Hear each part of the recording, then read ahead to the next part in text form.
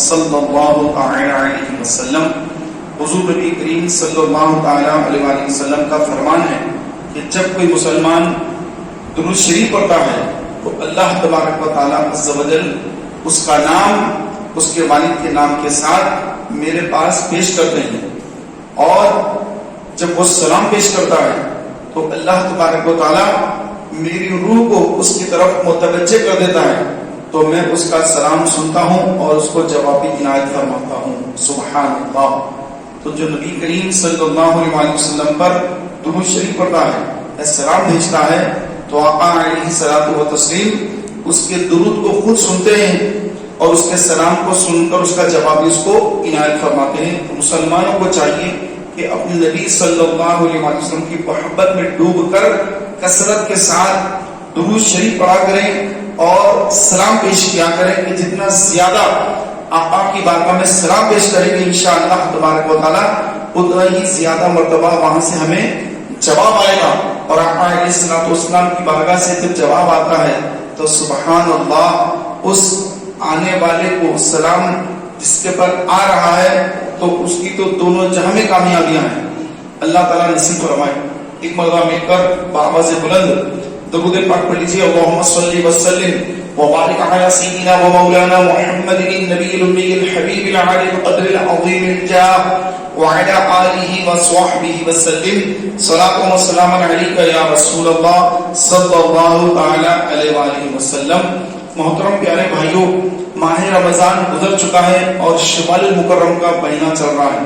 شمال المکرم کا یہ پہلا جمعرات ہے۔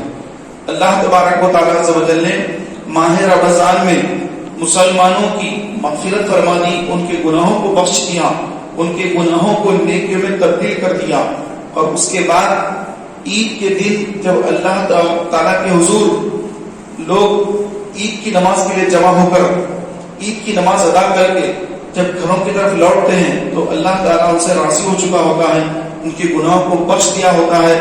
نہ صرف بخشا ہوتا ہے بلکہ روایت میں لکھا ہے کہ اللہ تبارک و تعالیٰ ان کے گناہوں کو نیکیوں میں بھی تبدیل کر دیا ہوتا ہے۔ تو یہ اتنی عظیم الشان اللہ کی طرف سے عنایتیں مسلمانوں کو ماہ رمضان میں عطا ہوتی ہیں۔ لیکن رمضان شریف کے بعد پھر ہم مسلمان آہستہ آہستہ سستی اور کاہلی کا شکار ہو کر پھر مسجدوں سے دور ہونے لگتے ہیں۔ میرے پیارے بھائیوں، ہمیں یقیناً اللہ تعالیٰ کے حضور ایک دن حاضر ہونا ہے۔ ایک دن ضرور آئے گا کہ ہم قبر میں بھی اتریں گے، ایک دن ضرور آئے گا کہ ہم قبر کے سوالات کے جواب دیں گے، ایک دن ضرور آئے گا کہ قیامت کا دن قائم ہوگا اور اس دن ہم اٹھائے جائیں گے، اور اس دن اللہ تبارک و تعالیٰ کے حضور ہمیں حاضر کیا جائے گا، اور ہمارے ساری زندگی بھر کے معاملات پیش ہوں گے، اور ہر معاملہ وہاں اللہ تبارک و تعالیٰ کے حضور ہمیں سنانا ہوگا۔ اللہ تبارک و تعالیٰ عز و جل وہاں پر حساب لے گا۔ روایت میں لکھا ہے کہ اللہ کے حضور بندہ اس وقت تک کھڑا رہے گا، اس وقت تک اس کے قدم زمین سے ہٹیں گے نہیں جب تک کہ اللہ تبارک و تعالیٰ کے سامنے ان 4 سوالات کے جوابات نہ دے دے۔ عمر کس کام میں گزاری، جوانی کیسے گزاری، مال کہاں سے کمایا، کہاں خرچ کیا، اور اپنے علم پر کہاں تک عمل کیا۔ یہ 4 سوالات کے جب تک انسان جواب نہیں دے گا اللہ تبارک و تعالیٰ کے حضور سے ہٹ نہیں سکے گا، اس کے قدم زمین سے ہٹیں گے نہیں جب تک کہ ان سوالات کے جوابات نہ دے دیں۔ تو ہمیں اللہ تعالیٰ کے حضور اپنی جوانی کے بارے میں جواب دینا ہوگا، زندگی بھر کے بارے میں جواب دینا ہوگا، اور مال کہاں سے ہم نے کمایا، کہاں ہم نے خرچ کیا، اس کے بارے میں اللہ کے حضور جواب دینا ہوگا، اور اپنے علم پر کہاں تک ہم نے عمل کیا اس کے بارے میں بھی اللہ کے حضور ہمیں جواب دینا ہوگا۔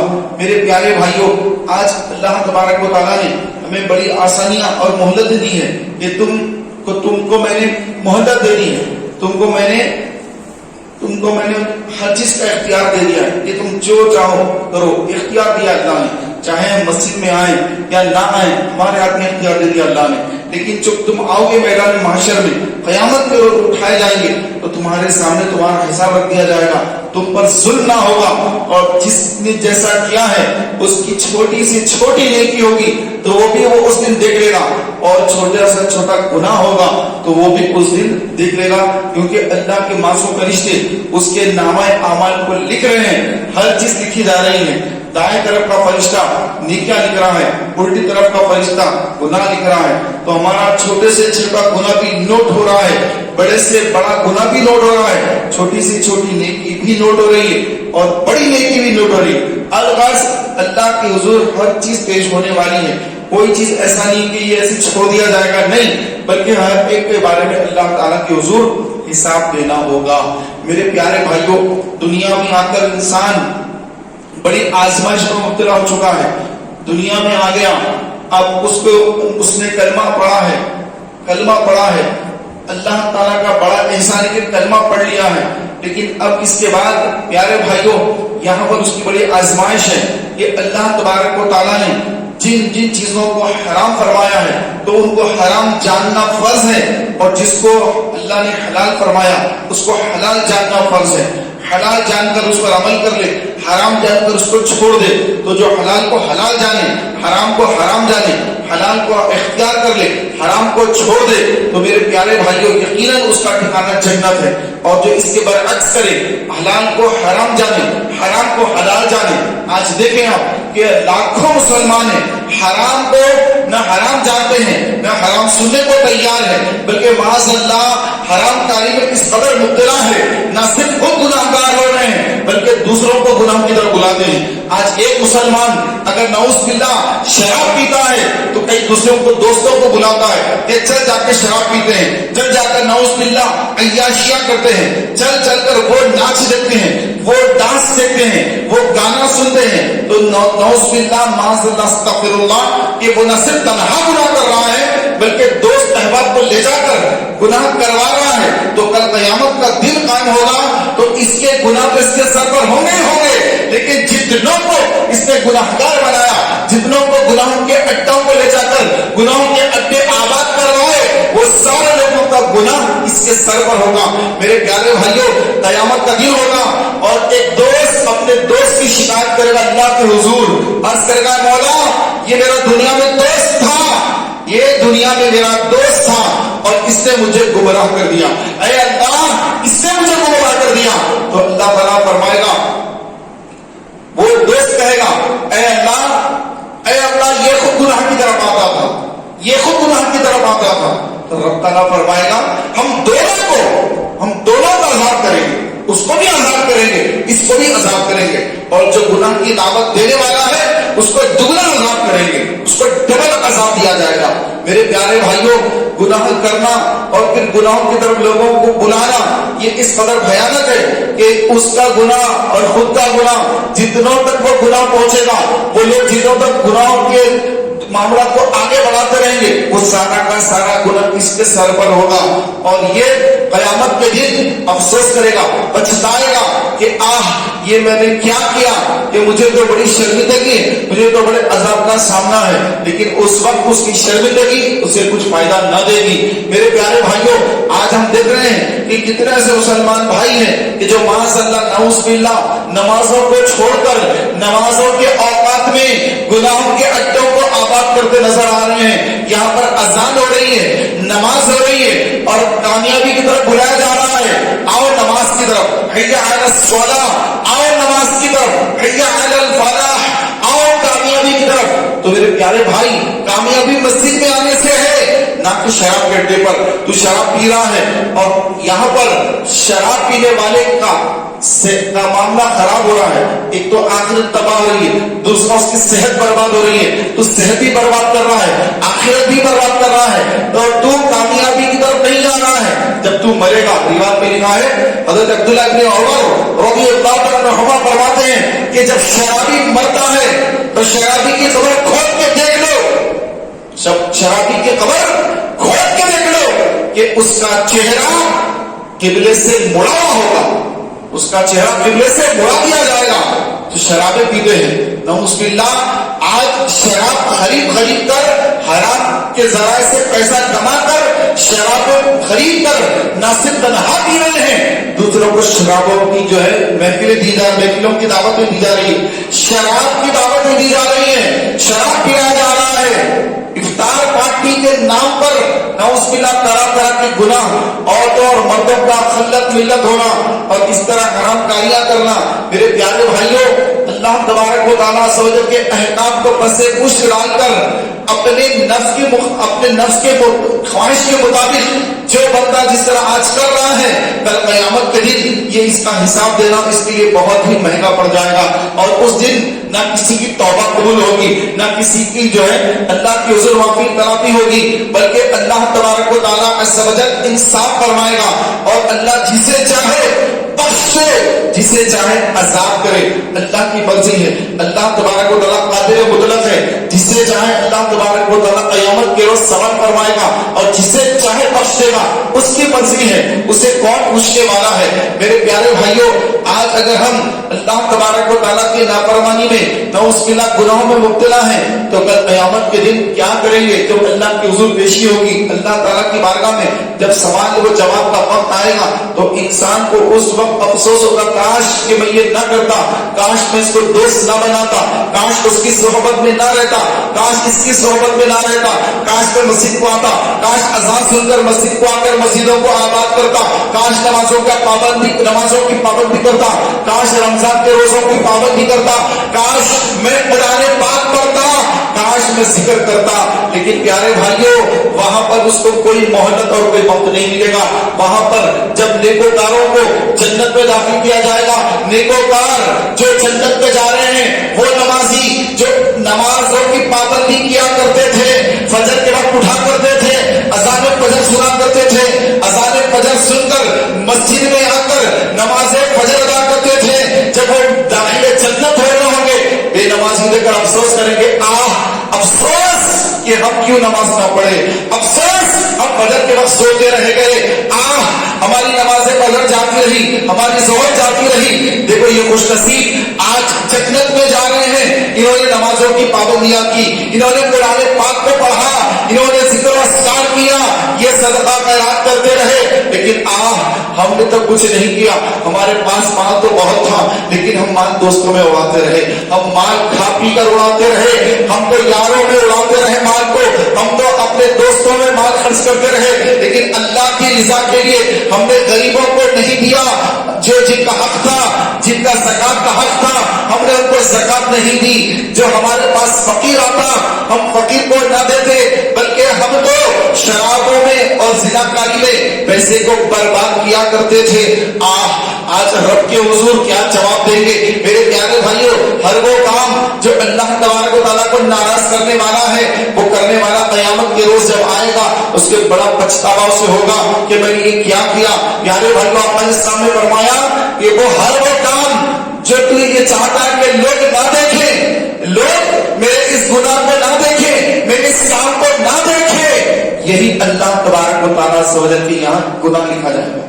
ہم چاہتے ہیں کہ میرا یہ کام لوگ نہ دیکھیں، یہ کام لوگ نہ دیکھیں، لوگ چھپ چھپ کر گناہ کر رہے ہیں، اکیلے میں گناہ کر رہے ہیں، بعض لوگ تو الگ ایک لاکھ گناہ کر رہے ہیں۔ پیارے بھائیوں، اللہ کی نافرمانی، اللہ کو ناراض کرنا، قرآن پاک کے اندر 700 مرتبہ نماز کا حکم آیا، فرمایا کہ جو ایک مرتبہ جان بوجھ کر نماز قضا کرے، گویا اس نے 700 مرتبہ اپنے پروردگار کی نافرمانی کی، 700 مرتبہ نافرمانی کی، کیونکہ قرآن پاک کے اندر نماز کا ذکر 700 مرتبہ آیا کہ ایک نماز اگر کوئی چھوڑ دے تو وہ اپنا رب کا 700 مرتبہ نافرمان لکھا جائے گا۔ آج اگر کوئی کسی مالدار آدمی کے یہاں جاب کرتا ہے، سیٹ کے پاس جاب کرتا ہے، کروڑ پتی کے پاس جاب کرتا ہے، اچھی نوکری ہے، تو وہ چاہتا ہے کہ میرا سیٹ مجھ سے خوش ہو جائے، میرا سیٹ مجھ سے ناراض نہ ہو، اگر میرا سیٹ ناراض ہو گیا تو مجھے نوکری سے نکال دے گا، اور اتنی اچھی نوکری ہے، یہ نوکری چلی گئی تو پھر مجھے دوسری ایسی نوکری کہاں سے ملے گی؟ تو وہ اپنے سیٹ کو راضی کرتا ہے، سیٹ کو خوش کرنے کی کوشش کرتا ہے۔ میرے پیارے بھائیوں، وہ رب جو سیٹوں کو سیٹ بناتا ہے، وہ رب جو شہنشاہ کو شہنشاہ بناتا ہے، وہ رب جو بادشاہوں کو بادشاہ بناتا ہے، اب اس رب کی جو نافرمانی کرے جس کے دربار سے سب کچھ ملتا ہے، جس کے دربار سے دنیا کی تماشا تو کوئی حیثیت ہی نہیں، یہ دنیا کی کوئی اہمیت ہی نہیں، بلکہ آپ اسلام فرماتے ہیں یہ دنیا کی کوئی حقیقت نہیں، یہ دنیا کی حقیقت جس کے دنیا میں اتنے بڑے بادشاہ ہیں، شہنشاہ ہیں، دنیا میں اتنا مال ہے، سونا ہے، ہیرے ہیں، جواہرات ہیں، یہ ہے وہ ہے، سب کچھ دنیا میں ہے، لیکن اس دنیا کی حقیقت تو یہی ہے کہ ایک سمندر میں اگر پانی میں انگلی ڈالے، سمندر کے پانی میں انگلی ڈالے تو انگلی میں جتنا پانی لگا وہ دنیا ہے، وہی دنیا ہے۔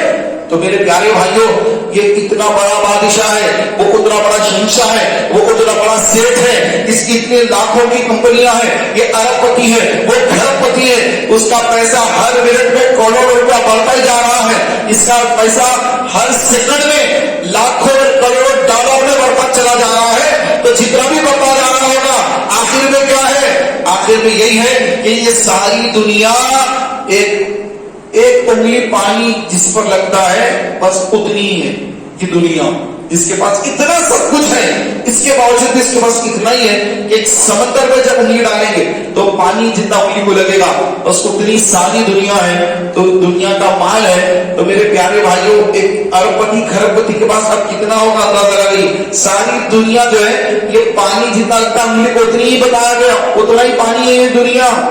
اور آخرت کیا ہے؟ آخرت سمندر ہے، سمندر ہے۔ تو سمندر کی تہ تک کوئی جا سکتا ہے کہ سمندر کی تہ کیا ہوتی ہے؟ ہماری نظریں جہاں پر ختم ہوتی ہیں، ہماری نگاہوں کی جو حد ہوتی ہے وہاں تک پانی ہی پانی ہوتا ہے۔ میرے پیارے بھائیوں، ذرا تصور کی بالکونی سے جھانک کر تو دیکھیے کہ کیسا سمندر ہے، کیسی اس کی گہرائی ہے، کیسا اس کا پھیلاؤ ہے، حد نگاہ تک پانی ہی پانی ہے۔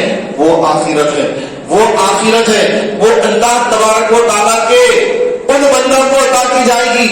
آخرت ان کے لیے ہوگی جس نے دنیا میں اپنے رب کو راضی کر لیا ہوگا، جس نے نمازیں پڑھ کر اپنے مولا کو راضی کیا ہوگا، رسول پاک کی سنت کے مطابق زندگی گزار کر جو ایمان کی حالت میں مرا ہوگا۔ تو پیارے بھائیوں، اس کے لیے آخرت ہے۔ جو دنیا ہی کو سب کچھ سمجھ کر نمازوں کو چھوڑ کر معاذ اللہ فلمیں ڈرامے دیکھ کر اور گانے سن رہا ہے، گانوں میں کفریات ہیں، یہ بھی کفر بک رہا ہے، کئی ایسے کفریہ گانے ہیں تو گانے گانے والا کفر بکتا ہے، تو یہ گانے سننے والا بھی وہ گانے سن کر کفر بک رہا ہے۔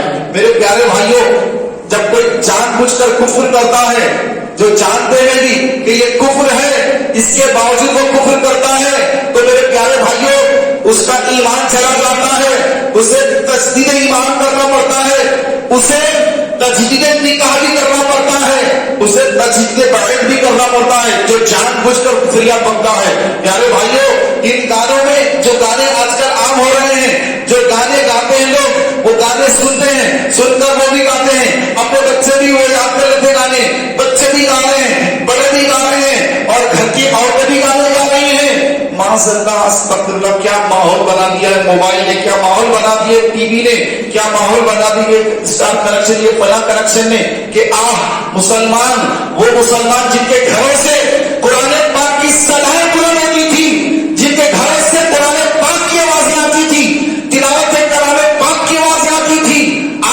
ان گھروں سے گانوں کی آوازیں آ رہی ہیں، ان گھروں سے کفریات سے بھرے گانوں کی آوازیں ان کے گھروں سے آ رہی ہے۔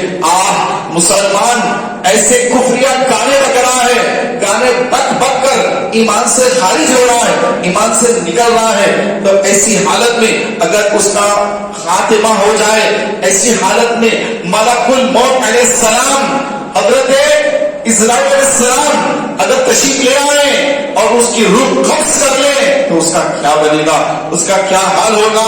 پیارے بھائیوں، ایسی حالت میں اگر مر جائے گا تو سیدھے اس کا ٹھکانہ تو جہنم ہی ہوگا۔ میرے پیارے بھائیوں، آج ہم غور کریں کہ کیسے کیسے لوگ موت کا شکار ہو رہے ہیں، کیسے کیسے گانوں کی محفلوں میں تھے، موت آ گئی، کوئی ناچ رہا تھا، موت آ گئی، شراب پی لیا، ڈرائیونگ کر رہا تھا، گاڑی چلا رہا تھا، ڈرنک کر کے گاڑی چلا رہا تھا، اسپیڈ بھگا رہا تھا گاڑی، ایکسیڈنٹ ہو گیا، شراب پیا ہوا تھا، شراب پی کر ایکسیڈنٹ میں مر گیا۔ کیسی خطرناک موت ہے، پیٹ میں شراب لے کر کے وہ جو ہے قبر پہ جا رہا ہے، اس کے پیٹ میں شراب ہے اور اللہ کے حضور اس کی حاضری ہو رہی ہے۔ کیا اللہ تبارک و تعالیٰ سے اب یہ امید رکھے گا کہ اللہ اس کو جنت میں داخل کرے گا؟ شراب پی کر اللہ کی بارگاہ میں جا رہا ہے، شراب زبان سے لپٹی تھی، گانے گا رہا تھا، گالیاں دے رہا تھا، ایکسیڈنٹ ہو گیا، مر گیا، تو کیا حال ہوگا میرے پیارے بھائیوں. اللہ کا خوف آج ہمارے دلوں سے نکلتا جا رہا ہے. دنیا کا رنگ چل رہا ہے, دنیاوی رنگ میں اس قدر رنگے جا رہے ہیں کہ نہ یہ دیکھ رہے ہیں کہ مولا تبارک و تعالیٰ ہر وقت ہمیں دیکھ رہا ہے. اس کے فرشتے ہر وقت ہمارے اعمال کو یا نیکیوں سے پر کر رہے ہیں یا گناہ سے پر کر رہے ہیں, یا نیکی لکھی جا رہی ہے یا گناہ لکھا جا رہا ہے. یہ جانتے ہوئے کہ ایک طرف میرا فرشتہ ہے جو میری نیکیاں لکھ رہا ہے, ایک طرف میرا فرشتہ الٹی ہاتھ کی طرف یہ میرے گناہ لکھ رہا ہے, یہ معلوم رکھنے کے باوجود کہ یہ دیکھ رہے ہیں, یہ ہم کو ہر حال میں دیکھ رہے ہیں. ہم تنہائی میں جائیں تبھی فرشتے دیکھ رہے ہیں. یہ کبھی ہم سے ہٹتے نہیں ہیں, یہ کبھی دور جاتے نہیں. کہ آپ اگر کسی کے سامنے دو چار آدمی کے سامنے ہوتے ہیں تو بڑا جو ہے اپنے آپ کو گناہوں سے بچنے والا بناتے ہیں, لیکن جب تنہائی میں چلے جاتے ہیں, اکیلے ہو جاتے ہیں تو سمجھتے ہیں کہ کوئی نہیں دیکھ رہا ہے. ارے اللہ دیکھ رہا ہے, فرشتے دیکھ رہے ہیں, نیکیاں لکھنے والا فرشتہ دیکھ رہا ہے, گناہ لکھنے والا فرشتہ بھی دیکھ رہا ہے. تو کبھی تنہا نہیں ہو سکتا, تیرے ساتھ ہر وقت اللہ ہے, تیرے ساتھ ہر وقت فرشتے ہیں. وہ فرشتے دیکھ رہے ہیں کہ تو نیکی کر رہا ہے کہ گناہ کر رہا ہے. تو نیکی کر رہا ہے تو یہ فرشتہ لکھ رہا ہے. تو تنہائی میں ہے, تو اندھیرے میں ہے, تو بہت سارے کمروں کے اندر بند ہے, تب بھی تجھے رب دیکھ رہا ہے. تبھی تیرے ساتھ دو رب کے فرشتے موجود ہیں جو تیری دل کی کیفیات سے واقف ہے. یہ نہیں کہ تو یہ نہیں کہ تو ظاہری طور پر کچھ کرے تو نیکی ہے یا گناہ ہے, بلکہ نیکی اور گناہ یہ تیرے دل کے ارادوں پر ہے. تو نیکی کا ارادہ کرتا ہے تو رب تجھے نیکی عطا کر رہا ہے. جب تو گناہ کا مصمم ارادہ کر لیتا ہے, صرف ارادہ نہیں بلکہ مصمم ارادہ کہ میں یہ گناہ کروں گا, تو اس پر بھی پکڑ ہے. مفتی احمد یعقوب نعیمی رحمۃ اللہ تعالی علیہ فرماتے ہیں کہ جو بندہ گناہ کی پکی نیت کر لے کہ میں یہ گناہ کروں گا, لیکن اگر نہیں بھی کر سکا تو پیارے بھائی کو اس کی پکڑ ہوگی کہ اس نے پختہ ارادہ جو کر لیا تھا. تو جو لوگ اس طرح گناہ کی پکی نیت کر لیتے کہ میں یہ گناہ کر کے رہوں گا, تو پیارے بھائیوں ان کی بھی قیامت کے دن پوچھ ہوگی. ہاں, جس نے توبہ کر لی, جس نے اللہ سے معافی طلب کر لی, جو رب کے حضور جھک گیا, رب کو راضی کر لیا, بڑے سے بڑے گناہ کو بھی رب تعالیٰ معاف فرما دیتا ہے.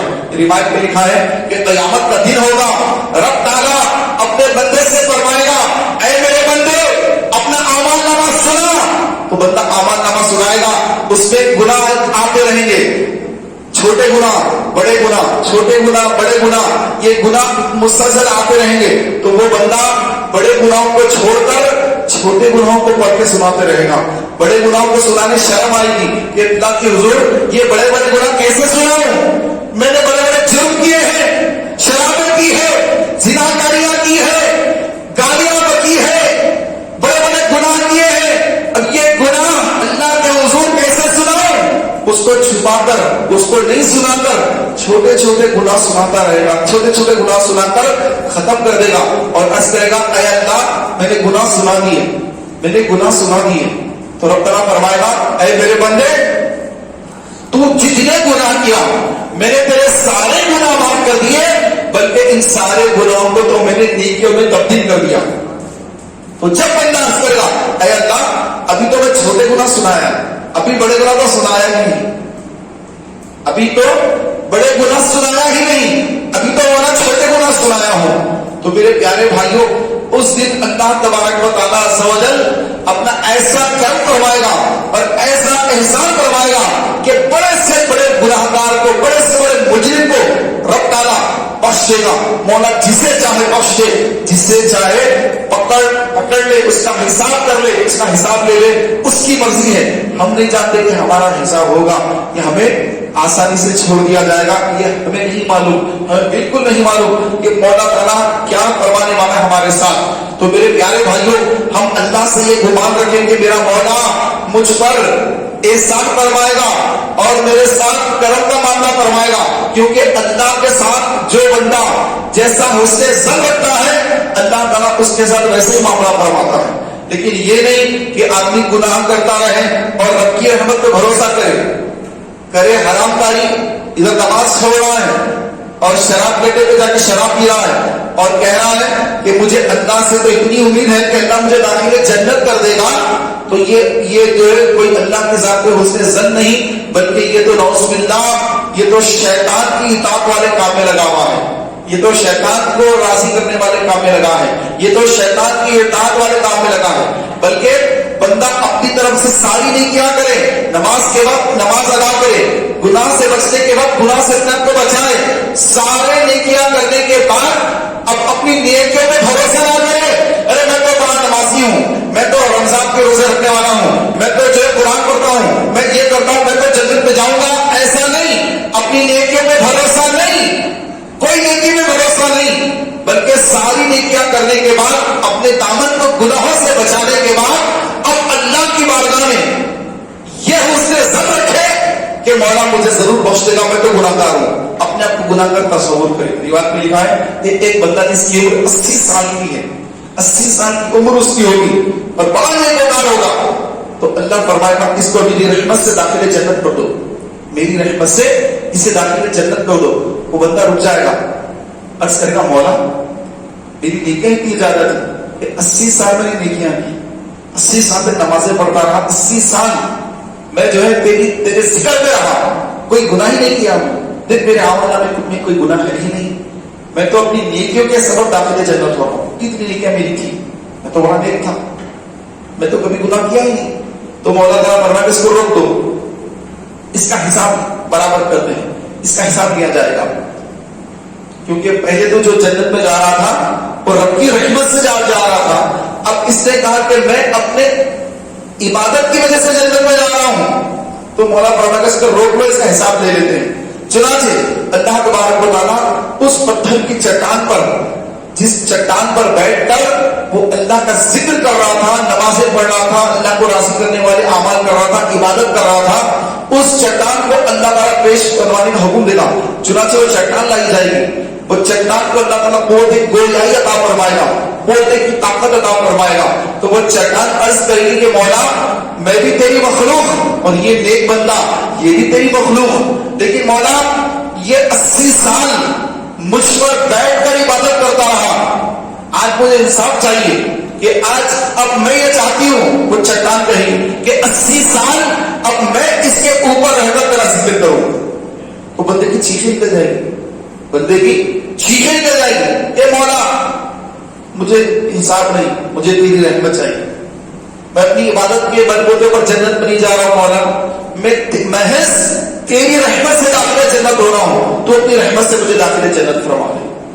اس دن پیارے بھائیوں 80 سال عبادت کرنے والا وہ بندہ جس نے کبھی گناہ کیا ہی نہیں، جس کا دامن کبھی میلا ہوا ہی نہیں، ہمیشہ اللہ کے ذکر میں رہا اور اس کو یہ احساس ہوا کہ میں تو عبادت کے سبب جنت میں جا رہا ہوں، تو مولا نے بتا دیا کہ تو عبادت کے سبب نہیں جا رہا ہے بلکہ تو ہماری رحمت کے سبب داخل جنت ہو رہا ہے۔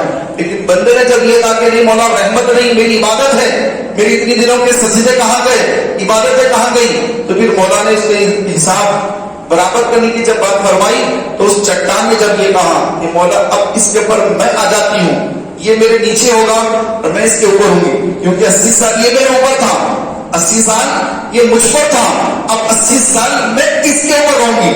اب چٹان اس کے نیچے ہے، چٹان کے نیچے اگر تو انسان رہے گا، انسان تو جو ہے وہاں پر بس پاپڑ بن جائے گا، بالکل چٹان کے نیچے کیا رہے گا انسان۔ تو میرے پیارے بھائیوں کہ کوئی بندہ عبادت کر کے، ریاست کر کے، خوب عبادتیں کر کے، خوب جو مالی عبادت، بدنی عبادت، ہر قسم کی عبادت یہ کر کے بھی داخل جنت نہیں ہو سکتا، بلکہ جو داخل جنت ہوگا وہ صرف اور صرف رب کی رحمت سے داخل جنت ہوگا، اللہ کی رحمت سے داخل جنت ہوگا۔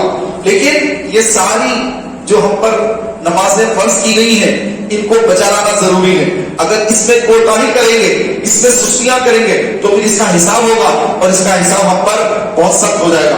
میرے پیارے بھائیوں قیامت کا جب دن قائم ہوگا تو آج جتنے رشتے ہیں ناطے ہیں، آج لوگ رشتے ناطوں کے سبب دوستوں میں بیٹھے دوست ناراض نہ ہو، نماز چھوڑ کر دوست کے ساتھ بیٹھے، ارے میرا بچہ باہر سے آیا، بچے کے ساتھ بیٹھوں گا، جب اذان ہو رہی بچہ بیٹا باپ بیٹا دونوں بیٹھے، دونوں نماز کو نہیں جا رہے ہیں، باہر سے آیا، لندن سے آیا، فرانس سے آیا، یہاں سے آیا، میرا بیٹا ہے، فلاں ہے، یہ ہے۔ تو آج پیارے بھائیوں نیکی کے لیے ایک دوسرے کا جو بڑا لحاظ رکھنے، نیکی کا خیال نہیں کر رہے ہیں، ایک دوسرے کا خیال ہے، دوست کا خیال ہے، والد کا خیال ہے، بھائی کا خیال ہے, بہن کا خیال ہے, سب کا خیال ہے, لیکن جو رب تعالیٰ عز و جل, وہ رب جو سب کو دینے والا ہے, سب کو دینے والا ہے, اس رب کا کوئی خیال نہیں. قیامت کا دن ہوگا. یہ باپ بیٹے کی بڑی محبتیں ہیں آج کل. یہ باپ بیٹے اللہ کے حضور حاضر ہو کر, بیٹا جو باپ جو ہے اپنے بیٹے کی شکایت کرے گا کہ مولا یہ میرا نافرمان بیٹا مجھے بڑا ستایا, آج مجھے سے انصاف دلا. تو مولا تعالیٰ کا انصاف دلائے گا اور اس کی جو نیکیاں ہیں وہ نیکیاں لے کر باپ کو دے گا. جتنی نافرمانی کی اس نے باپ کی, اتنی نیکیاں وہ بیٹے کی لے کر باپ کو دے گا. تو باپ کے پاس بیٹھے بیٹھے نیکی میں اضافہ ہو گیا. میدان محشر ہے, جنت یا جہنم میں جانا ہے, بڑا سخت مرحلہ ہے. کوئی باپ اپنے بیٹے کو نہیں دیکھ رہا کہ بیٹے کی نیکیاں برباد ہو رہی, میرے پاس آ رہی ہے, اس کو کوئی فرق نہیں پڑ رہا ہے. تو اب باپ کہے گا کاش میرا بیٹا اور میرا زیادہ نافرمان ہوتا تو آج اس کی اور زیادہ نیکیاں میں لے لیتا, زیادہ اس کی نیکیاں لے لیتا. کاش یہ دنیا میں اور نافرمانی کرتا اور نافرمان ہوتا تو آج اس کی نیکیاں زیادہ ہوتی میرے پاس.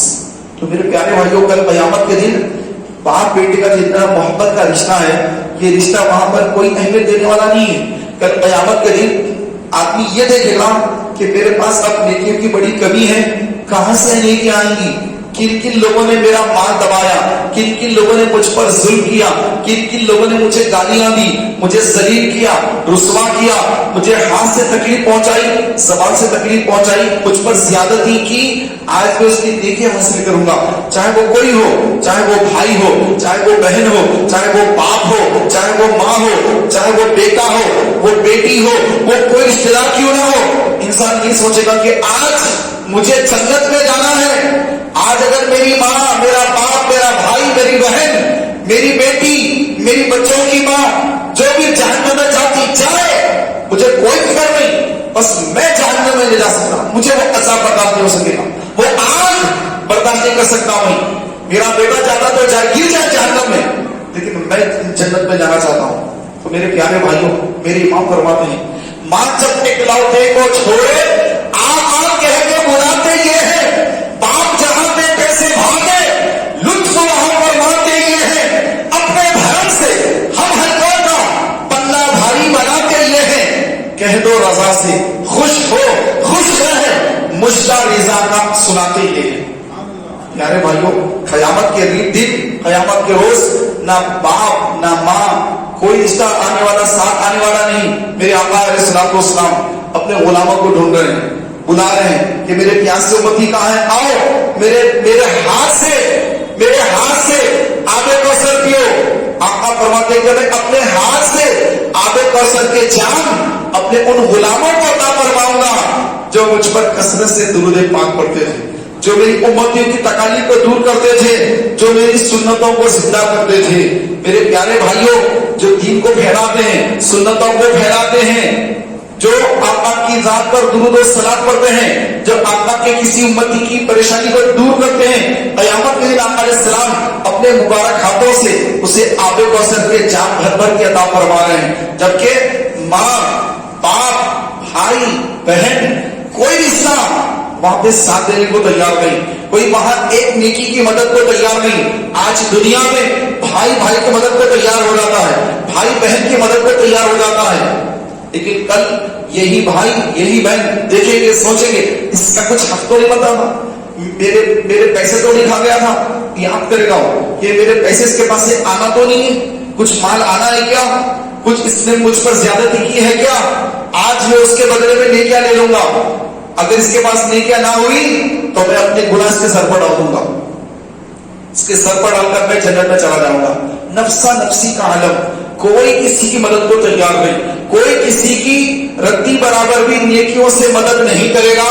ہر ایک آدمی اسی فکر میں ہوگا کہ جہنم سے بچنا ہے, مجھے جہنم سے بچنا ہے.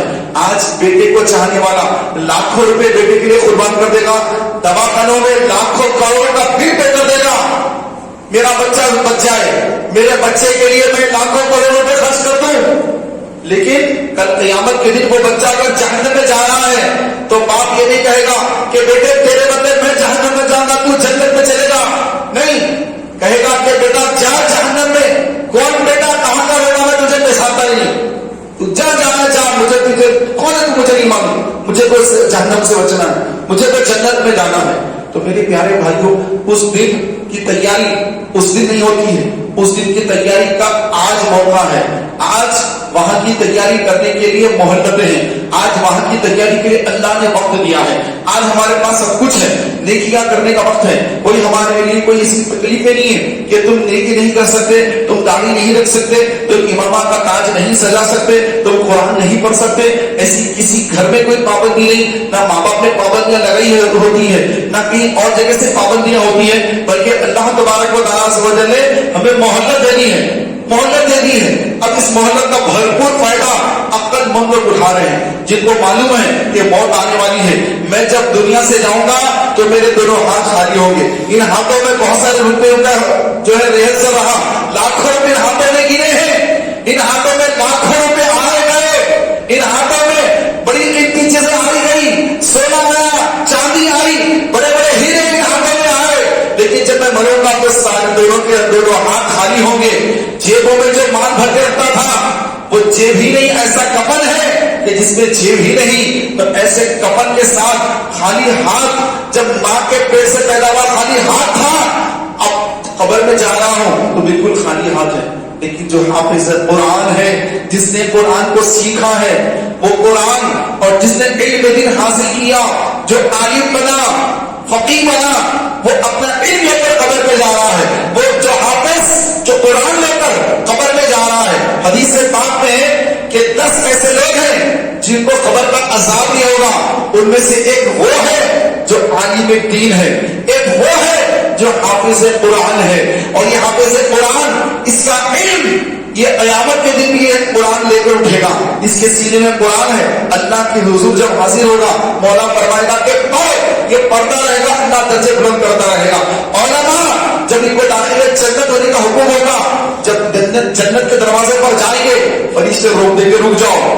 اللہ کے حضور عرض کریں گے مولا, یہ فرشتے جنت میں جانے سے وہ روک رہے ہیں, ہم تو دنیا میں تیری رضا کے لیے علم دین حاصل کیا, زندگی بھر ہم دین کا کام کرتے رہے, آج فرشتے جنت سے روک رہے ہیں. تو رب تعالیٰ فرمائے گا یہ فرشتے تمہیں اس لیے روک رہے ہیں کہ تم تنہا مت جاؤ, جنت میں تنہا مت جاؤ, بلکہ لوگوں کی شفاعت کرو. تم جن جن کی شفاعت کرو گے ان کو بھی تمہارے ساتھ داخل جنت کر دیا جائے گا. اب علماء پلٹے کے عوام کی طرف, تو اس میں سے لوگ دیکھیں گے, مولانا حضرت میں آپ سے بڑی محبت کرتا تھا, آپ کو میں نے وضو کرایا تھا, آپ کو یاد ہے فلاں مقام پر فلاں دن میں نے آپ کو وضو کروایا تھا. ایک کہے گا آپ کو یاد ہے میں نے طہارت کے لیے آپ کو ڈھیلا دیا تھا. کوئی کہے گا کہ میں آپ کے چپل کو سیدھا کر دیا تھا, آپ کو یاد ہے. وہ مولانا, وہ عالم دین, وہ فقیہ, وہ فرمائے ہاں مجھے یاد آیا, ہاں آپ نے یہ کیا تھا مجھے یاد آیا, اب کیا چاہتے ہو. تو وہ بندہ کہے گا کہ آپ عالم دین ہیں, اللہ آپ کی بخشش فرما چکا ہے, اور آپ کو سفارش کی بھی اللہ نے اجازت دے دی ہے, آپ میری بھی شفاعت کر کے مجھے بھی جنت میں لے جائیے. تو اللہ کے حضور عرض کریں گے کہ اے اللہ یہ بندے کو بھی میرے ساتھ آپ کی جنت کر دے, اس کی بھی مغفرت کر دے, میں اس کی شفاعت کروں تیری بارگاہ میں, سفارش کرواؤں اس کی, مولا اس کو بھی بخش دے. پھر کوئی کہے گا حضرت مجھے یاد کیا, مجھے پہچان دے, میں آپ کو سلام کرتا تھا, آپ سے بڑی محبت سے پیش آتا تھا, آپ سے بڑی عقیدت تھی مجھے, آپ بہت مجھ سے محبت کرتے تھے, آپ کو یاد آیا. تو کہتے ہیں ہاں مجھے یاد آیا, حضرت آپ بھی میری شفاعت فرمائیے. وہ فرمائیے, وہ فقیہ, وہ عالم دین فرمائیے ہاں ہاں مجھے یاد آ رہا ہے. وہ بھی اللہ کے حضور عرض کر کے مولا اسے بھی بخش دے. تو پیارے بھائیوں, ایک حاجی جب 400 کی شفاعت کرے گا تو ایک عالم دین کے بارے میں فرمایا گیا کہ اس کی کوئی تعداد نہیں ہوگی کہ 400, 600, 1000, 2000, جتنوں کی بخشش کرے گا, جتنوں کی شفاعت کرے گا, جتنوں کی سفارش کرے گا, اللہ تبارک و تعالیٰ ہم سب کی مغفرت فرما دے. تو اپنے بچوں کو حافظ قرآن بنانے, ہمیں ڈر لگتا ہے کہ میرا بچہ غریب ہو جائے گا, غربت کی زندگی ہو جائے گی, عالم بنے گا تو کون پیسہ دے گا, مہنگائی کا دور ہے. ارے بچے کو ڈاکٹر بناؤ, انجینئر بناؤ, بزنس مین بناؤ. عالم بنے گا تو کیا کرے گا, مدرسے ڈالے گا تو کیا ملے گا, ٹیوشن پڑھائے گا بچوں کو تو کیا ملے گا, مسجد کا امام بن جائے گا حافظ بن کر, امامت میں کیا ملے گا, کیسی شادی ہوگی بچے کی, بہت بچی لے گا اس کو. جو شیطان نے ہمارے ذہنوں کو خراب کر دیا ہے, میرے پیارے بھائیوں, یہ اتنی بڑی ہماری غلطی ہے کہ ہم اپنی اولاد کو نہ حافظ قرآن بنا رہے ہیں، نہ عالم دین بنا رہے ہیں، بلکہ ان کو پکے دنیا دار بنا رہے ہیں، ایسی دنیا داری سکھا رہے ہیں کہ وہ مرنے کے بعد ہمیں ہمارے لیے وقت بھی نہیں دے گا کہ ابا مر گئے، مجھے تو ایک میٹنگ میں جانا تھا، ضروری میٹنگ ہے، بہت ضروری میٹنگ ہے، کروڑوں کی جو بات چیت ہونے والی ہے، اب اپنے ساتھ والوں کو کسی کو بھیج دیتا ہوں وہاں پر ابا کی تدفین میں، نماز امام صاحب پڑھا لیں گے اور پھر مجھے جو ہے پھر جا کے میں آ جاؤں گا، میں آ جاؤں گا 2 دن میں آ جاؤں گا، فاتحہ سجدہ میں رہوں گا۔ تو وہ باپ جس نے اس کی ایسی تعلیم و تربیت کی کہ دنیا دار بنا دیا، باپ مر گیا تو بیٹا جنازے کی نماز پڑھانے کے قابل تو نہیں ہے مگر شرکت کرنے کا بھی اس کے پاس ٹائم نہیں ہے ابھی، تو بڑی میٹنگ میں جانا ہے صاحب، اس کو بڑا کروڑوں کا کاروبار ہے۔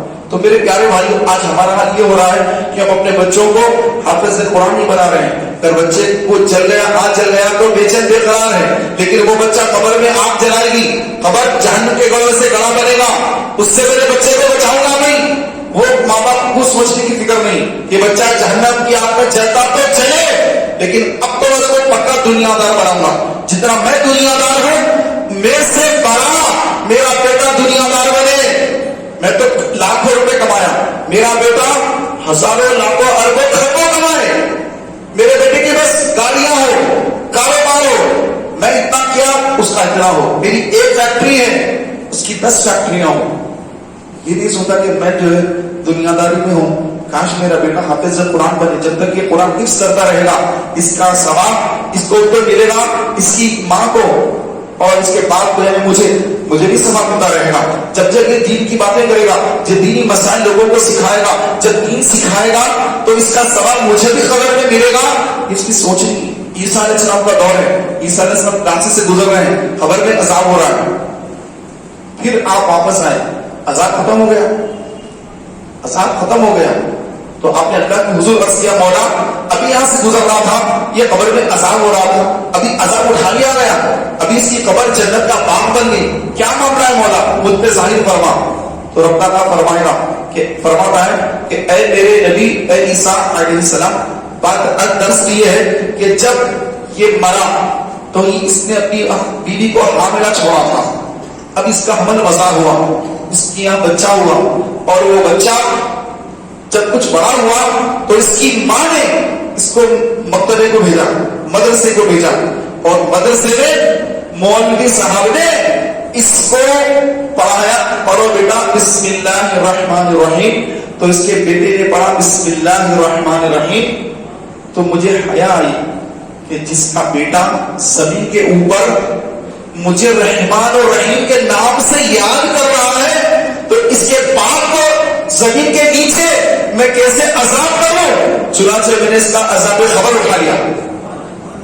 تو میرے پیارے بھائیوں، جو صرف بسم اللہ الرحمن الرحیم پڑھ لے تو اس کے باپ کو قبر کے عذاب سے نجات مل جائے، تو جو قرآن پڑھنے والی جو اولاد ہوگی، جو تراویح پڑھانے والی اولاد ہوگی، جو سماعت قرآن کرنے والی اولاد ہوگی، جو لوگوں کو قرآن سکھانے والی اولاد ہوگی، جو لوگوں کو حافظ قرآن بنانے والی اولاد ہوگی، جو لوگوں کو دین سکھانے والی اولاد ہوگی، جو لوگوں کو دین کے بارے میں آگاہ کرنے والی اولاد ہوگی، تو ان کے ماں باپ کا کیا مقام اور کیا مرتبہ ہوگا میدان محشر میں۔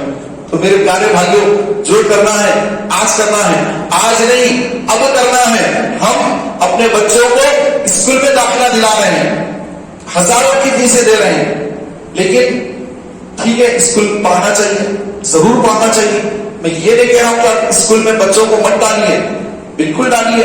آپ کے 2 بیٹے ہیں، 3 بیٹے ہیں، 4 بیٹے ہیں، کچھ کو اسکول میں ڈالیے، کچھ کو مدرسے میں ڈالیے، کسی کو آپ جو ہے LLB کرائیے، آج ان کی بھی ضرورت ہے، کسی کو وکیل بنائیے اور کسی کو عالم بنائیے۔ یہ آج ہمارے پاس عالم دین کے بارے میں آج ہمارا ذہن بالکل ختم ہوتا جا رہا ہے۔ حافظ قرآن اس کو بنانا ہے، گھر میں پیسے نہیں ہے، بچے کو مدرسے پڑھاؤ، فری میں بچہ پڑھ کے ہزاروں کی فیس حاصل کرتے ہیں، اسکولوں کی فیس بھری گئی، مدرسے کا فری بھی ہوتا ہے، چلو فری کے مدرسے میں بچے کو ڈال دو، بچہ حافظ بن کے نکل جائے گا، کیونکہ ماں باپ کے پاس پیسہ نہیں پڑھانے کے لیے۔ یہ ہماری سوچ ہے۔ جو مالدار لوگ ہیں، لکھپتی کروڑ پتی ہیں، وہ لوگ اپنے بچوں کو حافظ قرآن نہیں بنا رہے ہیں۔ کون بنا رہے ہیں؟ غریب بنا رہے ہیں۔ کیوں بنا رہے ہیں؟ دین کے درد کے لیے بنا رہے ہیں، دین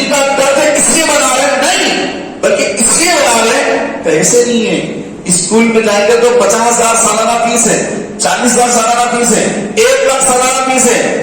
گورنمنٹ اسکول میں جائیں گے تو پڑھائی نہیں ہوتی, اس سے اچھا تو بچہ ہمارا حافظ بن جائے. یہ ارادہ ہے. اب وہ بچے اندر سے جو ہے احساس کمتری کا شکار ہے کہ ہم تو غریب لوگ ہیں, ہم عالم بھی بن جا رہے ہیں, تو ان کو مسائل بتانے میں ہچکچاہٹ ہے کہ ایک مادہ آتی ہے اس سے مرعوب ہے. کیوں؟ کیونکہ وہ پیسہ دینے والا ہے, یہ پیسہ لینے والے ہیں, مرعوب ہے. تو ایسے غریب بچے عالم دین بنیں گے, مادہ سے مرعوب ہو کر صحیح مسائل بتائیں گے. تو ایسے لوگ جو مالدار ہے, جن کو اللہ نے دیا ہے, ایسے لوگوں کو چاہیے کہ اپنے اولاد کو, اپنے بچوں کو نہ صرف حافظ قرآن بنائے بلکہ عالم دین بنائے, مفتی اسلام بنائے. کہ جب اس کو احساس ہو, اس کو پہلے سے وہ مانتا ہے, وہ کسی مادہ سے جو ہے متاثر نہیں ہوتا ہے, وہ ہر ایک کو مسئلہ بتا دیتا ہے کہ ایسا نہیں ایسا, یہ ایسا نہیں ایسا ہے. آج کئی ایسے لوگ ہیں کہ جو مالداروں کے ہاتھ چومتے جا کر, مالداروں کے ہاتھ چوم رہے ہیں. ارے تم مالداروں کے ہاتھ چوم رہے ہو, تم عالم دین ہو کر مالداروں کے ہاتھ چومتے ہو, کیوں ہاتھ چوم رہے ہو تم؟ اس کے اندر میں پیسہ دینا ہے, تم اس کے ہاتھ چوم رہے ہو, اس کے تم اپنے علم کو بیچ رہے ہو. علماء کا مقام بہت بلند ہے, علماء کا مرتبہ بہت بلند ہے, لیکن چند پیسوں کی خاطر لوگ مالداروں کی جو ہے ان کے پاس جا کر ہاتھ بن کے کھڑے ہوتے ہیں. یہ کتنی بری بات ہے. میرے پیارے بھائیوں, ہمارے اسلام, ہمارے بزرگان دین, علماء یاد رکھیں, جو بھی اللہ کے ولی ہوتے ہیں یہ پہلے عالم ہوتے ہیں. کیونکہ اللہ جب کسی کو ولی بناتا ہے تو اس کو علم سے محروم نہیں رکھتا ہے, پہلے وہ دین کا فقیہ ہوتا ہے, پہلے عالم, پہلے مفتی ہوتا ہے, اس کے بعد وہ اللہ کا ولی ہوتا ہے. ہم غوث پاک کی کرامتیں سنتے بیان کرتے ہیں, لیکن غوث اعظم کتنے بڑے جلیل عالم تھے, کیسے بڑے مفتی تھے, کیسے اپنے فتح ہوا کرتے تھے, رافضیت کا خاتمہ کرنے, رافضیت کی قبر پڑھنے والے غوث اعظم. غوث پاک کے دور میں رافضیت پھیل رہی تھی, صحابہ کو روز کی گالیاں دی جا رہی تھی, صدیق اکبر کی افضلیت کا انکار ہو رہا تھا. تو میرے غوث اعظم جن کو محی الدین کہا گیا, دین کو زندہ کرنے والے, دین کو زندہ کرنے والے, محی الدین, دین کو جلا دینے والا, دین کو زندہ کرنے والا. تو میرے پیارے بھائیوں, آپ حافظ قرآن, عالم دین, مفتی اسلام, آپ کے فتاوے, آپ کے مسائل, آپ نے لوگوں کے سامنے مسائل بیان کیے, عقائد بیان کروائے, لوگوں کے عقیدوں کی اصلاح کی, لیکن یہ تو کوئی بتاتا نہیں, بس ان کی کرامتیں بتاتے کہ غوث پاک یہ کرامت ہے, غوث پاک یہ کرامت ہے. یار بھائی یقیناً کرامتیں ہیں, بے شمار کرامتیں ہیں. جتنی کرامتیں آپ سے شادی ہوئی اتنی کسی سے شادی نہیں ہوئی, بالکل درست بات ہے. لیکن اس کے ساتھ ساتھ وہ کیا تھے, کیسے انہوں نے قرآن کو سیکھا, کیسی اس کی تفسیر کی, ایک ایک تفسیر ایسی کہ وقت کے بڑے بڑے مفسرین حیران ہے کہ کیا تفسیر ہے. ایک مرتبہ سرکار غوث پاک تشریف فرما ہے, اور جن کے ہاتھ پر آپ بیٹھ ہوئے آپ کے پیر صاحب بیٹھے ہیں, اور ایک سے بھی تلا تالی ہوئے وہ بھی بیٹھے ہیں, اور ایک سے تالی ہوئے وہ بیٹھے ہیں, 11 پیر بیٹھے ہیں, بڑے بڑے پیر بیٹھے ہیں, اور سب قرآن کی تفسیر کر رہے ہیں. انہوں نے تفسیر کی, انہوں نے کی 11 پیروں نے, جو غوث اعظم کے بھی استاد ہے, غوث اعظم کے بھی پیر ہیں. سوچے کیسی ان کی تفسیر ہوگی. سب نے تفسیر کی. اب آئی باری میرے غوث کی, تو غوث پاک جو اس زمانے کی بہترین تفسیر کرنے والے میں آپ کا شمار ہوتا ہے, غوث پاک نے اب ان آیت کی تفسیر کی تو سب نے کہا یہ تو ہمیں معلوم ہے, آپ نے اور ایک تفسیر, اس کی ایک یہ بھی تفسیر ہوتی ہے, تو انہوں نے کہا ہمیں یہ بھی معلوم ہے. پھر اس کے بعد آپ نے اور ایک تفسیر کی, ان لوگوں نے کہا ہمیں یہ بھی معلوم ہے. اس طرح 11-12 تفسیریں کی, سب نے کہا یہ بھی ہمیں معلوم ہے. اس کے بعد پھر غوث آگے بڑھتے جا رہے ہیں اور تفسیر کرتے جا رہے ہیں. اب وہ خاموش ہوتے, کہتے یہ تو ہمیں نہیں معلوم کون سی تفسیر ہے, اب خاموش ہوتے. اس کے بعد اب ان کی زبانوں سے جو ہے اب نعرے نکل رہے ہیں, سبحان اللہ, ماشاء اللہ. اب ان کا قابو کے اوپر نہیں ہے, قابو ہم اپنا قابو ختم کر رہے ہیں وہ تفسیر سن کر, اور غوث پاک ایک ایک تفسیر کرتے جا رہے ہیں. یہ تفسیر کی, اب اس کی یہ تفسیر سنو, اب آیت ایک ہی ہے, یہ تفسیر وہ تفسیر وہ تفسیر. اب وہ جو بڑے بڑے پیر ہیں, اتنے بڑے بڑے بڑے بڑے فائز ہیں, ان کے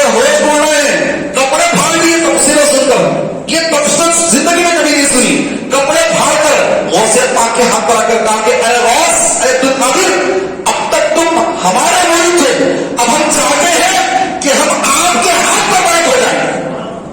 تو یہ پیران پیر کہتے ہیں۔ کیوں کہتے ہیں؟ اس لیے کہتے ہیں کہ پیروں کے بھی پیر ہیں۔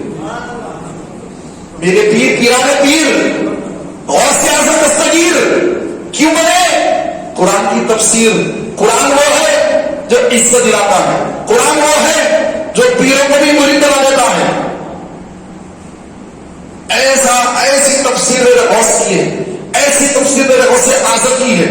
تو میرے پیارے بھائیوں، قرآن پاک کو ہمارے پاس تفسیر تو پڑھنا دور کی بات ہے۔ ہمارا تو حال یہ ہے، ہم قرآن پڑھنے کی بھی قابل نہیں، پڑھنا نہیں آتا۔ اگر پڑھیں گے تو ہزاروں بوتیاں نکلیں گی، سیکھا ہی نہیں۔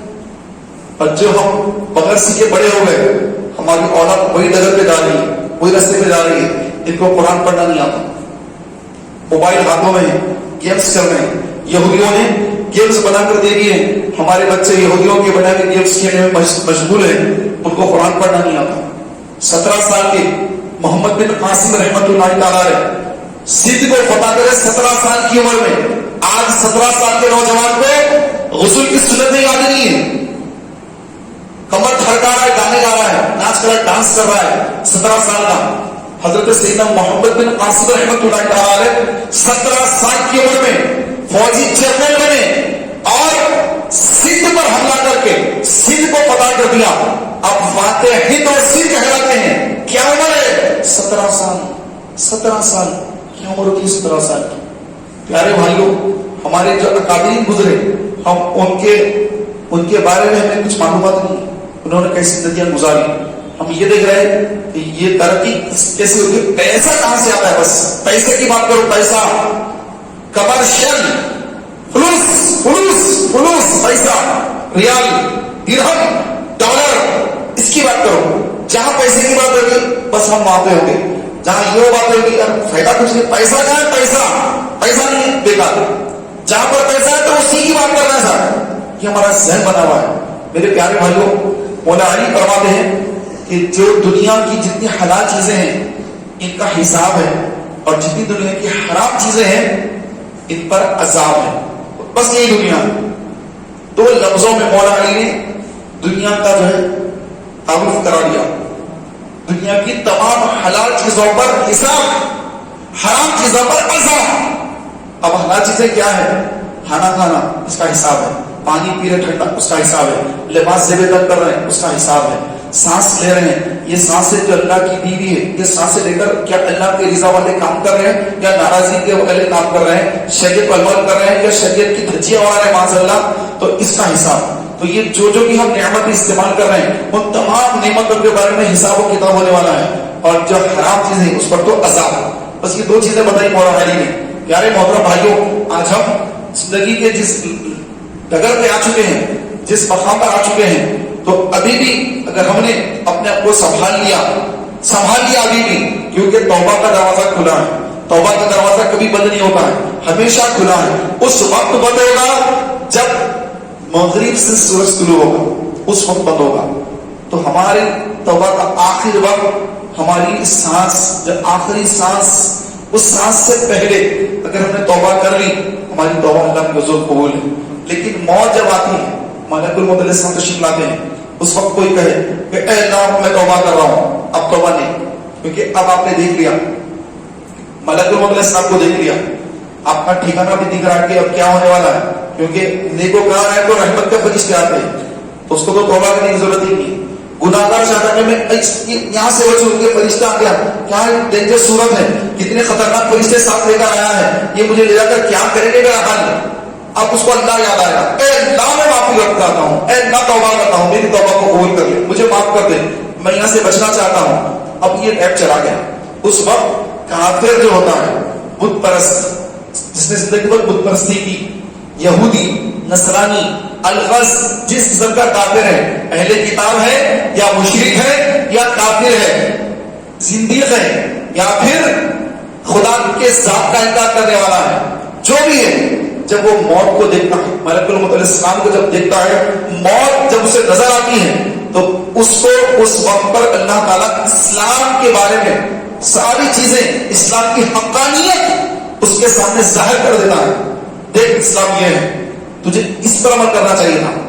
اب وہ اسلام کو دیکھتا ہے، اب چاہتا ہے کہ میں اسلام قبول کر لوں، اب توبہ کر لوں، اب کلمہ پڑھ کر مسلمان ہو جاؤں. زندگی بھر تو یہ تھا وہ تھا، یہ تھا وہ تھا، اب چاہتا ہے کہ مسلمان بن جائے، عبداللہ بن جائے، عبد الرحمان بن جائے، عبد الرحیم بن جائے، عبد الکریم بن جائے.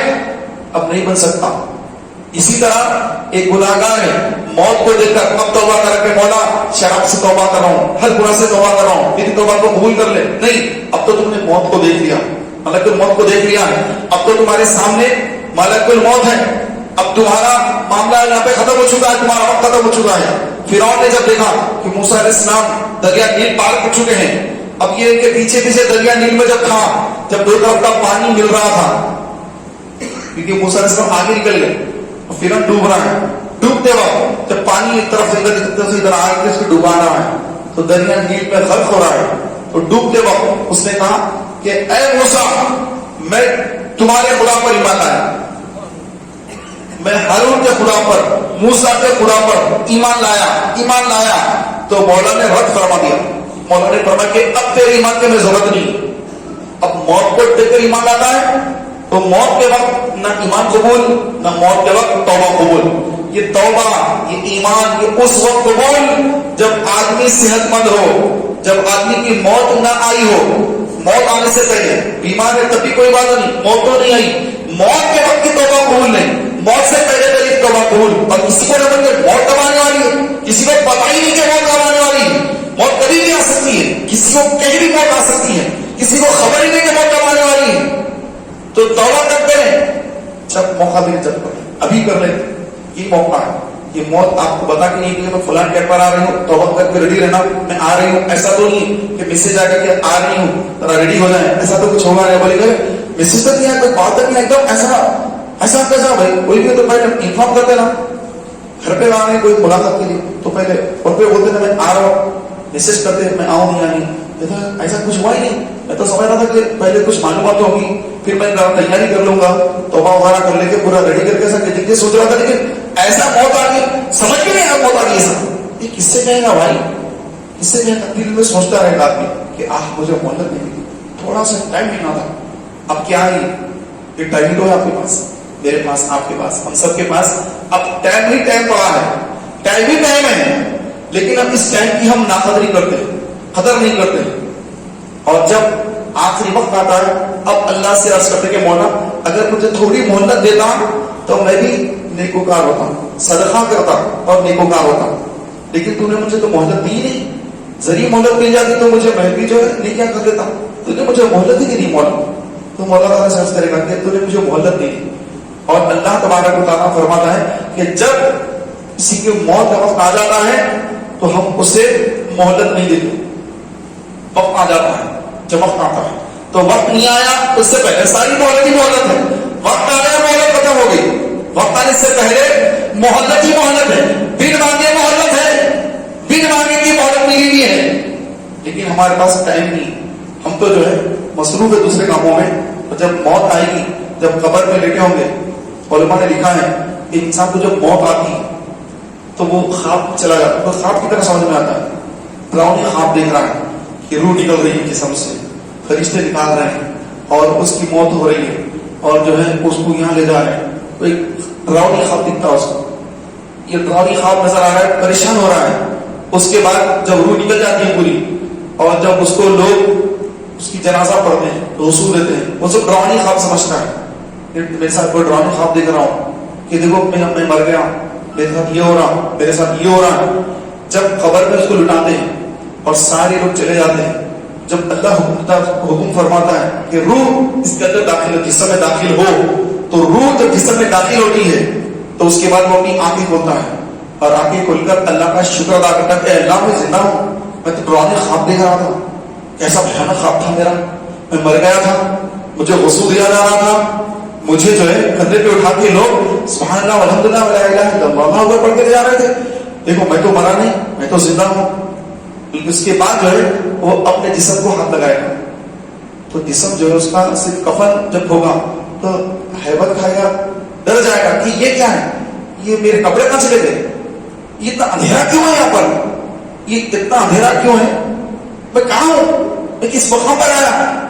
اب ان کو یاد کرے گا, جسے بھائی کو یاد کرتا تھا, اپنے بیٹے کو پکارتا تھا, بیٹے کو, بیٹی کو, جس کو دنیا میں جس سے محبت کرتا تھا, جب بیمار ہوتا, پانی کی ضرورت پڑتی تو جس کو پکارتا تھا ان کو پکارتا, چیختا, کوئی آواز نہیں آتی واپس, اس کو چیختا, بیوی کو پکارتا, بیٹوں کو پکارتا, ارے میرا چھوٹا بیٹا تو مجھ سے بہت محبت کرتا تھا, اس کو پکارتا, کوئی سنائی نہیں دے رہا, کسی کی آواز نہیں آ رہی, کوئی قریب نہیں آ رہا, چیخ چیخ کر جب تھک جاتا, اس کو سمجھ آتا کہ حقیقت میں مر چکا ہوں, حقیقت میں قبر میں آ چکا ہوں, یہ خواب نہیں تھا, حقیقت تھی.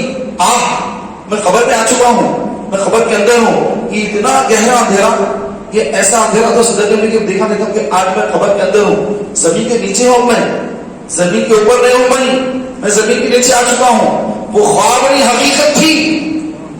اب پیارے بھائیوں, اب پچھتائے گا, میں یہاں پر آنے والا تھا, میں نے کوئی تیاری نہیں. اب فرشتے جب آتے ہیں قبر میں, اگر وہ گناہگار ہے اس کو اور ڈرا کے اور اس کو گھبراہٹ میں مبتلا کر دیں گے, اور اگر نیکوکار ہے تو اس کی ساری نیکیاں قبر میں آئیں گی. ایک طرف نماز, ایک طرف روزے, ایک طرف صدقہ, ایک طرف قرآن. جب اس کے سیدھی طرف سے عذاب آئے گا, نماز آ کے ٹھہر جائیں گی کہ اے عذاب تو کیسے آئے گا, یہ تو ہم تو نماز ہی ہمیں پڑھا کرتا تھا, تو یہاں سے نہیں آ سکتا. تو پھر وہ پیروں کی طرف سے آئے, صدقہ پہ ہمیں ٹھہر جائے گا, یہ تو صدقہ کرتا تھا, ہم تو آگے جانے نہیں دیں گے. پھر وہ الٹی طرف کی طرف بائیں طرف سے عذاب آئے, روزے آ کے ٹھہر جائیں گے, ارے یہ تو روزے رکھنے والا تو کیسے آ سکتا ہے یہاں پر. پھر وہ سرانے آنا چاہے گا, قرآن آ کے ٹھہر جائے گا, یہ تو مجھے پڑھنے والا تو یہاں سے تو کیسے آ سکتا ہے. صبر, وہ بازو میں ٹھہر کر کہے گا کہ اگر ان میں سے کوئی ناکام ہوتا تو اس کی مدد کو میں تیار تھا, لیکن میری ضرورت ہی نہیں پڑی, میری ضرورت ہی نہیں پڑی اس کو. تو میرے پیارے بھائیوں, یہ نمازیں, یہ صدقہ خیرات کرنا, یہ روزے رکھنا, یہ قرآن کی تلاوت کرنا, اور تکلیف آنے پر صبر کرنا. خوشی میں تو کوئی صبر نہیں ہوتا ہے, صبر کب ہوتا ہے؟ لوگ سمجھتے ہیں میں وہ صبر کرتا ہوں, بھائی وہ صبر ہے میرے پاس. ارے بھائی صبر کب کرتے, جب کوئی آپ پر ظلم کرا, آپ کو تکلیف پہنچایا, آپ کو کچھ دکھ پہنچا, اس وقت صبر کرنے کا وقت ہوتا ہے. وہ وقت پہ تو گالیاں نکالتے زبان سے, حقیقت معلوم ہوتی ہے کہ کیا ہے بندہ, ایک سے گالی نکالتے ہیں, ایک سے جو ہے غصے میں آ کر یہ کر دوں گا, چیر دوں گا, پھاڑ دوں گا, یوں کر دوں گا, وہ کر دوں گا. وہ سب صبر کا ہے صاحب, صبر تو کوسوں دور ہے. تو میرے پیارے بھائیوں, صبر کب کرنا انسان, جب اس کو کوئی تکلیف پہنچتی ہے, اس کا نقصان ہوتا ہے, اسے دکھ پہنچتا ہے, تب اس کی زبان سے نکلتا ہے انا للہ و انا الیہ راجعون کے علاوہ زبان سے کچھ اور نہیں کہتا, اور یہ کہتا کہ اللہ جس حال پہ رکھے میں اللہ کی رضا پر راضی ہوں. میرا رب جانتا ہے کہ میں کس حال میں ہوں, میرے رب کی یہ رضا ہے, میرے رب کی رضا ہے کہ میرے فلاں میرا یہ نقصان ہو گیا ہے, میرے رب کی رضا سے ہوا ہے. تو جب جو میرے رب کی رضا ہے میں اس سے راضی ہوں, مجھے کوئی تکلیف نہیں. رب نے دیا, رب نے دیا. روایت میں کہا کہ جس کا چھوٹا بچہ انتقال کر جاتا ہے تو فرشتے اس کی روح لے کر رب کی بارگاہ میں حاضر ہوتے ہیں. رب تعالیٰ باوجود کہ ہر چیز جانتا ہے, فرشتوں سے پوچھتا ہے کہ اے فرشتوں, تم نے اس بندے کے پھل کو اس کے پاس سے چھین لیا, اس کا پھل تم نے لے لیا, میرے بندے نے کیا کہا؟ تو فرشتے کہتے ہیں کہ اے اللہ, وہ تو کہہ رہا تھا کہ ہر حال میں اللہ کا شکر الحمدللہ کہہ رہا تھا. تو رب تعالیٰ فرماتا ہے کہ اس بندے کے لیے جنت میں محل بناؤ, محل تیار کرو اس کے لیے. میرے پیارے بھائیوں, یہ ہے صبر, صبر پر اجر. لیکن یہ نہیں کہ بندہ جو ہے تکلیف میں آ کر وہ فریاد پڑتا ہے.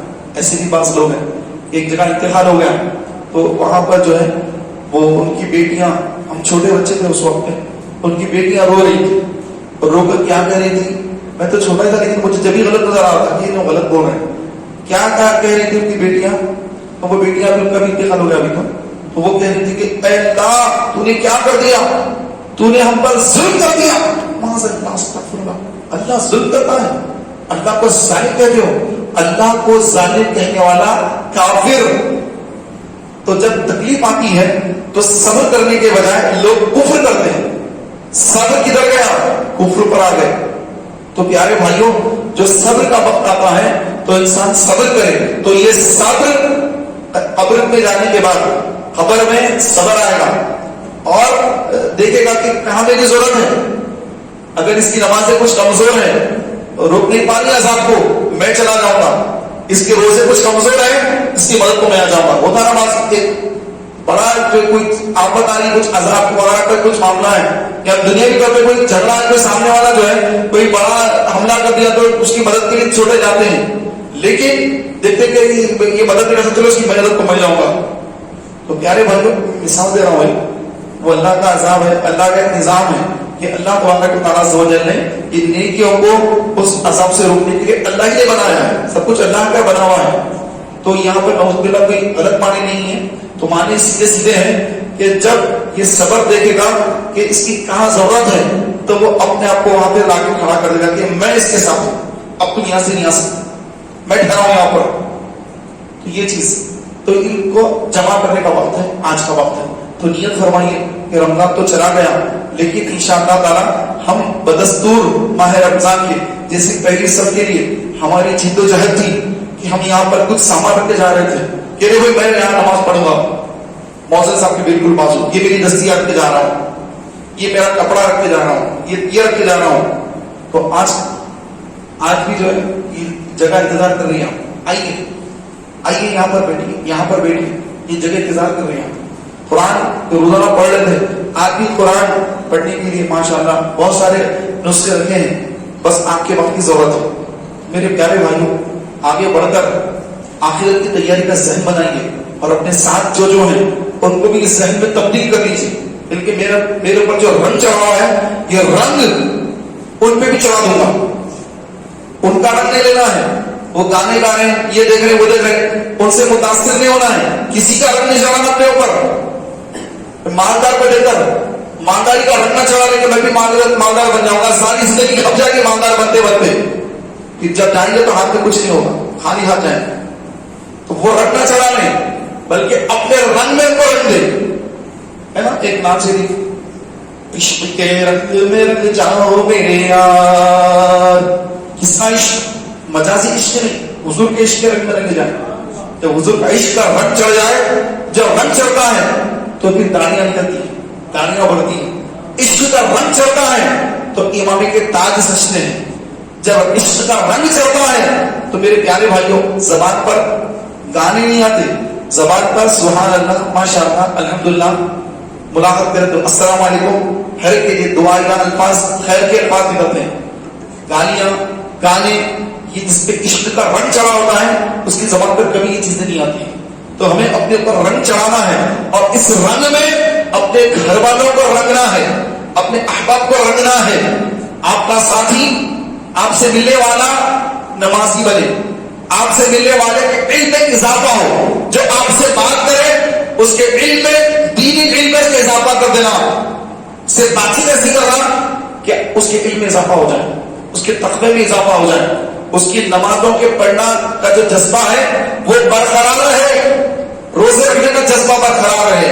ये हमारी गुफ्तगू से अगर होगा तो ये हमारी नजात का जरिया होगा। वरना प्यारे भाइयों, गुनाहों के इतने अड्डे आबाद हैं, जहां देखो वहां गुनाह है, जहां देखो वहां गुनाह है, हर तरफ निगाहों की आफत, निगाहों से इस कदर गुनाह होता है, उस बिल्ला माज़अल्लाह। अल्लाह ताला हम सबकी आंखों की हिफाजत फरमाए, हम सबकी ज़बान की हिफाजत फरमाए, अल्लाह हमारी हर चीज की हिफाजत फरमाए, हमारे माल की, हमारे ईमान की, हमारे अहल इयाल की, हमारे घरों की, अल्लाह हर एक की हिफाजत फरमाए, हमारे ईमान की हिफाजत फरमाए। व आखिर दावाना अनिल हम्दुलिल्लाहि रब्बिल आलमीन। आइए